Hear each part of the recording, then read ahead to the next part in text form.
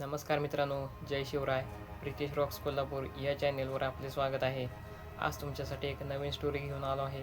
ही story Pravin Revdekar यांनी मुंबई पनवेलमधून पाठवली आहे. ही स्टोरी सारा नावाच्या एका 26 वर्षीय तरुणीची आहे, जी आपल्या मामाकडे म्हणजेच मुंबईला राहत होती. साराचे आजोळ गाव हे कोकणच होते. तिने 10वीपर्यंत कोकणामध्ये शिक्षण घेतले होते, पण 10वी नंतर उच्च दर्जाचे शिक्षण नसल्यामुळे ती मामाकडे मुंबईला गेली. तिने तिथे ग्रॅज्युएशन कंप्लीट केले आणि एका चांगल्या जॉबला लागली. सारा मनाने खूपच साधीभोळी होती. साराला गावचे लोक आणि वातावरण खूप आवडायचे. ती इतर वेळी गावी येवो अथवा न येवो, वर्षातून 3 वेळा नक्की यायची. एक म्हणजे होळीला, दुसरे गणपतीला आणि तिसरे दिवाळीला. अशीच ती एकदा होळीनिमित्त आपल्या आजोळ गावी म्हणजेच कोकणामध्ये आली होती. कोकणामध्ये साराचे लहानपणीचे खूप मित्रमैत्रिणी होते. ती होळीच्या अगोदर 2 दिवस आली होती. आदल्या दिवसाचा दिवस फक्त तिनं कुटुंबासोबत आणि मित्रमैत्रिणींसोबत घालवला होता आणि दुसऱ्या दिवशी काय होळीच होती. दुसऱ्या दिवशी होळी असल्यामुळे तिची मित्रमैत्रिणी आणि सारा जंगलामध्ये होळीसाठी सुकी लाकडं आणण्यासाठी गेले होते. तेव्हा तिथे तिला दूरवर एक माणूस दिसतो. ती आपल्या मित्रमैत्रिणींना सांगत असते, दाखवत असते. तेवढ्यात तो गायब होतो. तिचे मित्रमैत्रिणी म्हणतात, तुला भात झाला असेल. शेवटी काही वेळाने ती सुकी लाकडं जमा करतात आणि गावामध्ये घेऊन येतात. गावामध्ये खूप उत्साहाने होळीची तयारी चालू असते.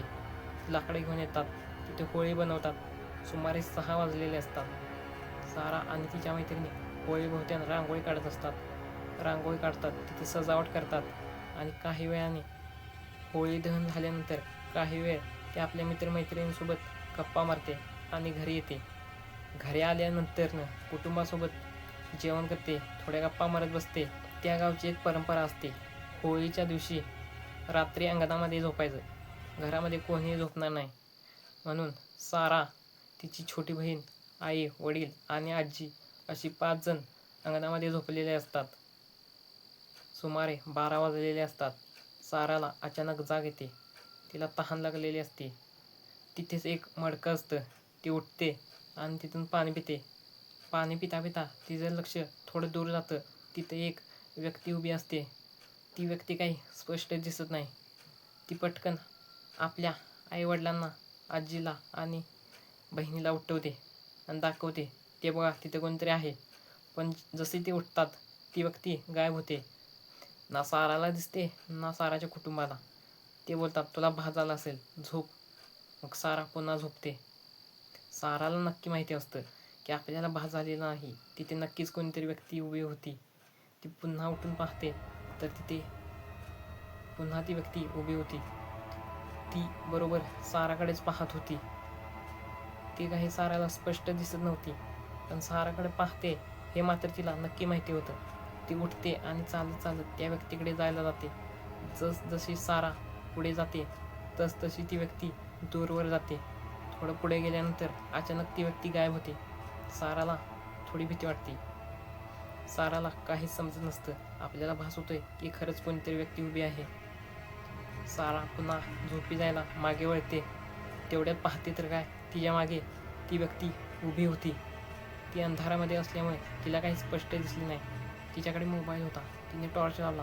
पाहते तर काय, एक विचित्र माणूस खूप भयानक तिच्यासमोर उभा होता. हातामध्ये एक मानवी कवटी होती.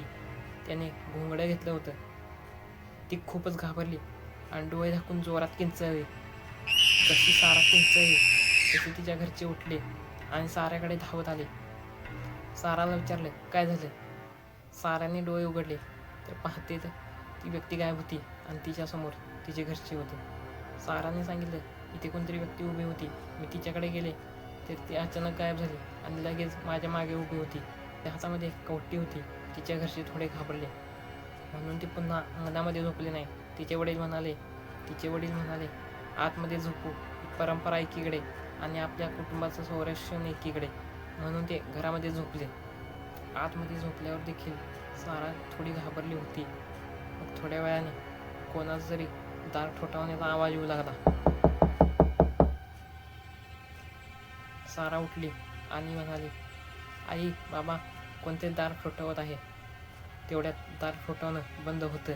त्यांना काही ते ऐकू येत नसतं. ते खूप घाबरतात.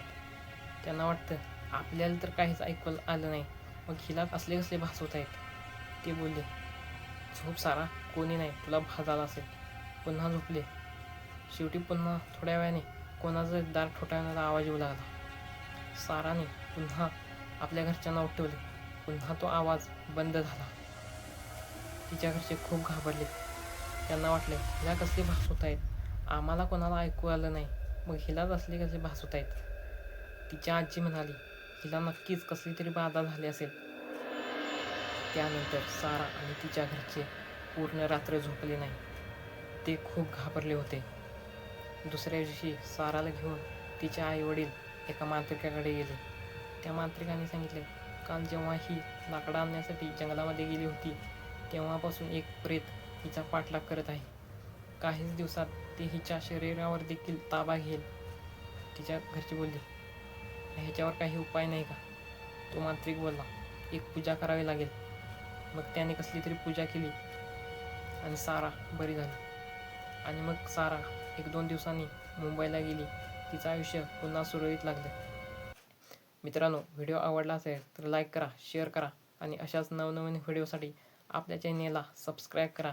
भेटू एका नवीन स्टोरीसोबत. जय शिवराय.